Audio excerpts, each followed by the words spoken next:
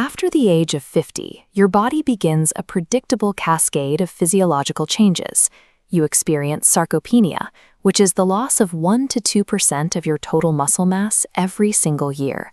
The cartilage in your joints slowly loses its natural lubrication, and your basal metabolic rate drops by roughly 2 to 3% per decade.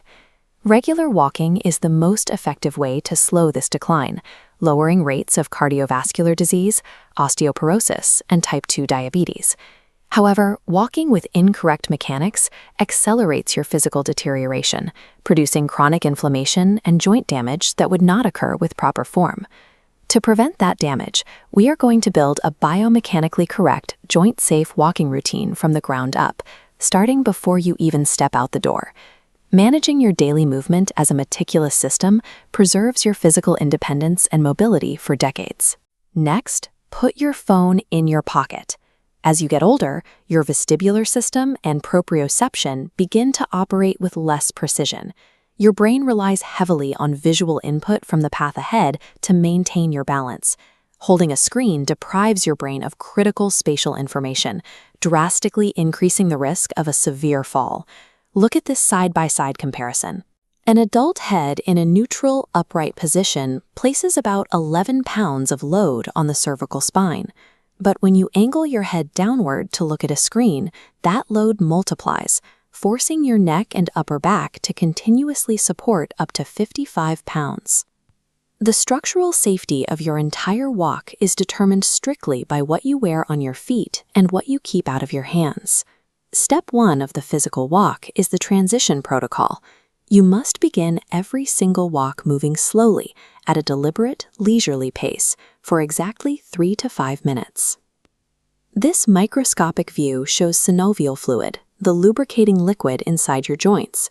When you move slowly and gradually load a joint, this viscous fluid gets pushed into the cartilage, spreading evenly to create a protective barrier between your bones. While you rest, that fluid pools in specific areas. If you step outside and immediately hit full pace without warming up, your cartilage is running dry. That friction creates micro-tears in the tissue and accelerates the onset of osteoarthritis. Your body requires time to physically shift from rest to movement. This transition phase is an unskippable physiological requirement. Now we establish proper mid-stride mechanics. Picture a thin thread attached to the top of your head, pulling you gently upward. Relax your shoulders, draw them slightly back, and keep your eyes fixed on the horizon, not the pavement. Unrounding your shoulders opens your chest cavity. This position allows your diaphragm, your primary breathing muscle, to fully descend, maximizing the amount of oxygen your lungs can supply to your working muscles. Next, bend your elbows to roughly 90 degrees and allow your arms to swing naturally in an opposite rhythm to your leg movements. We can see the mechanics of this in this schematic. This pattern is called cross-coordination. When your hips rotate forward with a step, the opposite arm swing counterbalances the motion. This evenly distributes the load across your spine and prevents rotational stress in your lower back. By keeping your arms engaged, you actively recruit the muscles of your shoulders, chest, and upper back.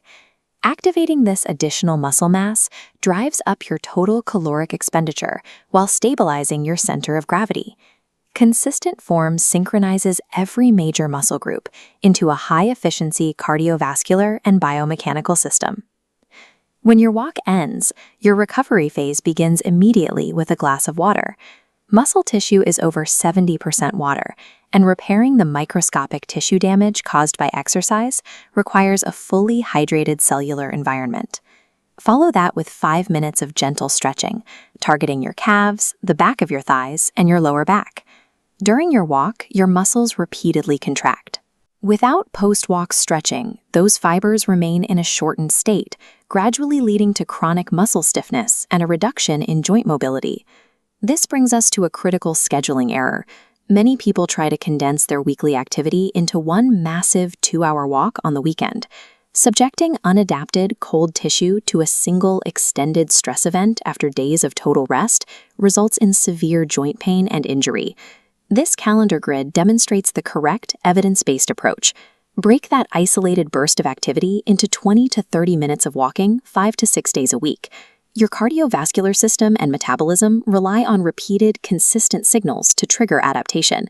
Your body does not actually improve during the exercise itself. The structural reinforcement of your joints and muscles happens entirely during the recovery days built between frequent, sustainable doses of movement. You now have a complete, functional system: audited footwear, a dedicated 5-minute slow warm-up, an upright, cross-coordinated stride, and a sustainable weekly schedule paired with active recovery. Executing these specific steps is your most reliable defense against age-related muscle loss, joint breakdown, and the onset of chronic pain. Now it's time to act. Go to the comments and write down your age, along with the single step you are going to correct on your very next walk.